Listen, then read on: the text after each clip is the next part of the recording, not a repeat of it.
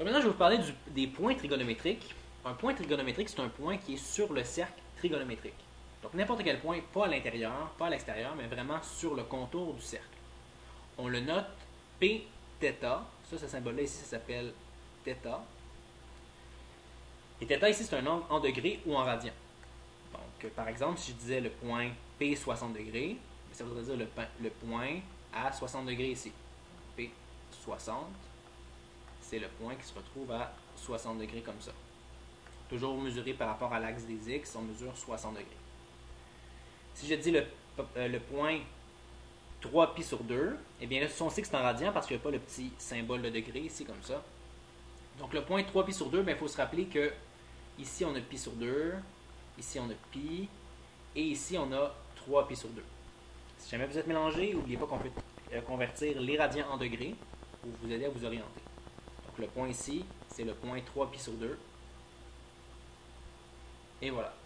Alors, point trigonométrique, c'est simplement des points sur le cercle trigonométrique. Nous, on va servir des points trigonométriques beaucoup quand on va faire les fonctions trigonométriques.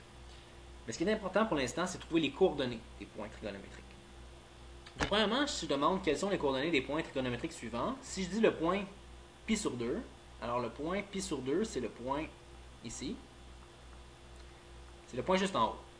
Bien, si on se rappelle que le rayon du cercle, c'est 1, eh bien, les coordonnées de ce point-là, c'est simplement 0 en x, 1 en y. C'est le point 0, 1. Donc, pour celui-là, c'était aussi simple que ça. Si je dis le point 60 degrés, bon, ben là, ce qu'il faut se rappeler, c'est que le point qui est à 60 degrés, c'est qu'on a mesuré 60 degrés en x. Désolé, à partir de l'axe des x, donc ça, c'est 60 degrés. Et là, on cherche sa coordonnée en x et en y. Donc, je vais le dessiner pour nous aider. Ça fait un petit triangle rectangle. On a la coordonnée en x ici et la coordonnée en y. X et y sont toujours perpendiculaires. Donc, on a obtenu un triangle rectangle. Et on sait même que l'hypoténuse, c'est 1. Pourquoi c'est 1? Parce que le rayon du cercle, c'est 1.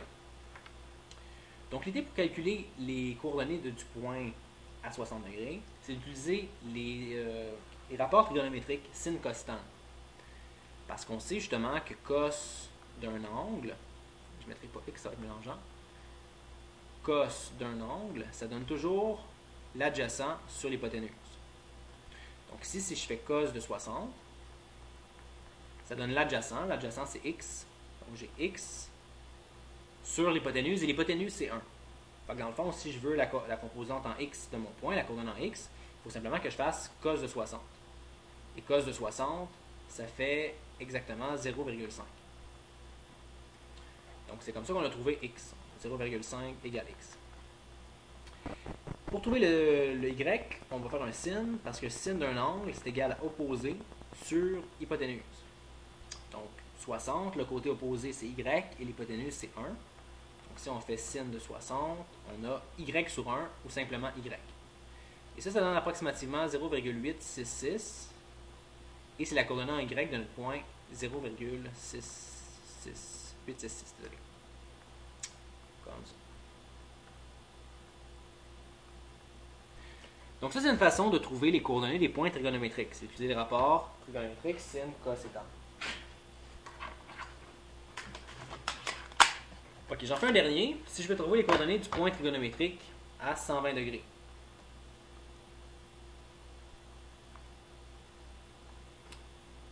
Donc, à 120 degrés, bon, ben 120 degrés, c'est approximativement ici. Alors, je fais mon dessin. 120 degrés, c'est qu'on a mesuré 120 degrés par rapport à l'axe des x. On cherche la composante en y, ça va être à 90 degrés. Donc, ce qu'on sait, c'est que ça ici, c'est 120 degrés. On sait qu'un angle plat, c'est 180. Donc, 180 moins 120 nous donne 60 degrés. Et nous, on cherche le x et le y. Dans le fond, on a la même chose que tantôt. Si on regarde bien, on a 60, on cherche x, y, l'hypoténuse, c'est encore 1. Donc, ça va être les mêmes composants. On va encore faire cos de x, cos de 60 plutôt. On va faire cos de 60 va nous donner notre x. Et on va encore faire cos sin de 60 va nous donner notre y. Donc, on va trouver 0,5 égale x, et on va trouver approximativement 0,866 est égal à y. Par contre, il y a une différence. Ici, le x est négatif parce qu'on est allé du côté gauche de l'axe des x. Donc on va dire moins 0,5 et en Y 0,866. Donc ça c'est une façon de faire. La façon de faire, c'est déduire l'angle dans le triangle, dessiner son triangle, déduire l'angle, après ça trouver x et y avec sin et cos, et après ça déduire les signes. Est-ce que x est positif, est-ce que y est négatif, bon ainsi de suite. Mais ce qui est encore mieux et encore plus facile, c'est que la fonction sin et la fonction cos ont été inventées avec le cercle trigonométrique en tête. Le plus simple, là, si vous l'essayez, tout ce qu'on avait à faire, c'était faire cos de 120 degrés. Si on fait cos de 120 degrés, la calculatrice le sait, parce que la fonction cos a été inventée pour ça, elle sait qu'on est dans le deuxième cadran et qu'on veut ce point trigonométrique-là.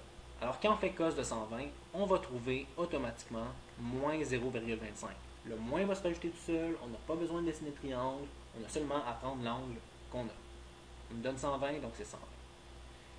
Et si on fait sin de 120, c'est le même principe. La fonction sin sait qu'on veut ce point-là ici à 120 degrés. Alors ça va me donner exactement 0,866 avec le bon signe. Alors ça, c'est comme ça qu'on aurait pu trouver le point trigonométrique. Et quoi? Donc, sachant ça, on peut utiliser cette formule-là maintenant pour trouver les coordonnées de n'importe quel point trigonométrique. Donc, avec un angle θ, on fait cos de l'angle pour trouver la coordonnée en x, et on fait sin de l'angle pour trouver la coordonnée en y. Par contre, n'oubliez pas de mettre votre calculatrice en radian ou en degrés selon le cas. Sur les calculatrices graphiques, pour le mettre en degrés ou en radian, on appuie sur la touche mode, et puis on choisit degrés ou radian. Donc, je vais faire un exemple. Ici, on dit quelles sont les coordonnées des points trigonométriques suivants. Donc, on dit le point 6π sur 5. Puis, on peut aussi savoir le cadran. Donc, si je veux faire 6π sur 5, ça, c'est en radian. Donc, tout ce que j'ai besoin de faire, premièrement, c'est mettre ma calculatrice en radian. Donc, je fais mode radian. Et ensuite, j'ai besoin de faire cos de 6π divisé par 5. Je tape ça exactement comme ça dans ma calculatrice. Et je tape sin de 6π sur 5. Et je tape ça dans ma calculatrice. Et ça me donne mes deux réponses. Juste un instant, je dois les taper. Donc, je mets en radian. N'oublie pas. Alors, je fais cos de 6π sur 5. Il donne moins 0,809 approximativement.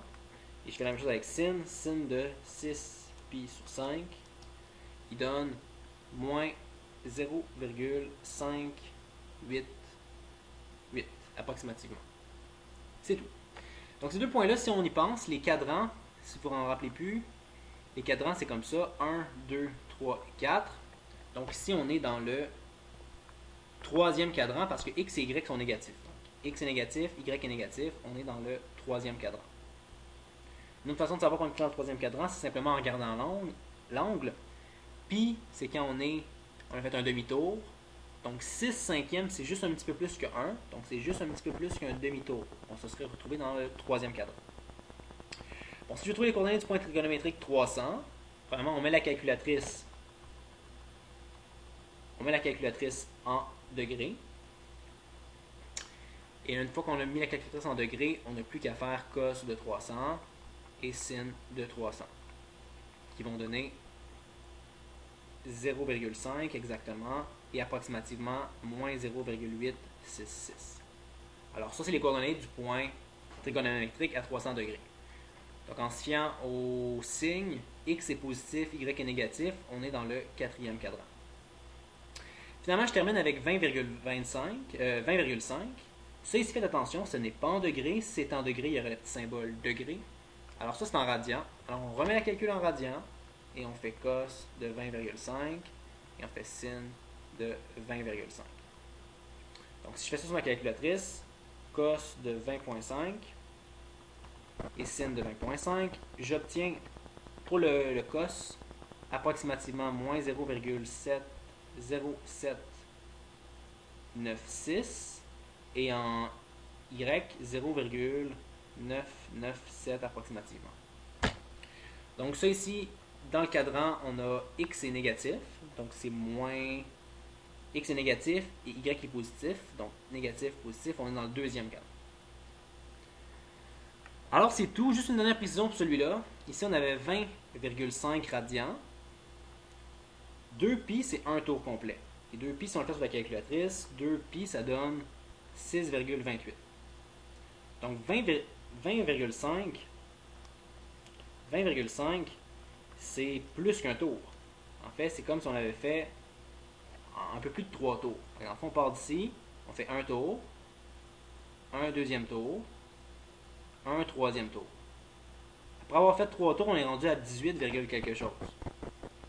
Donc là, il va rester quand même une certaine partie à faire. Et dans le fond, ce qu'on voit ici, c'est qu'on on a commencé un quatrième tour, mais on a arrêté dans le deuxième cadran. Ici. Mais bon, je vais juste l'expliquer, c'est pas vraiment nécessaire de dessiner ça à chaque fois. Alors c'est tout. J'espère que vous avez bien compris.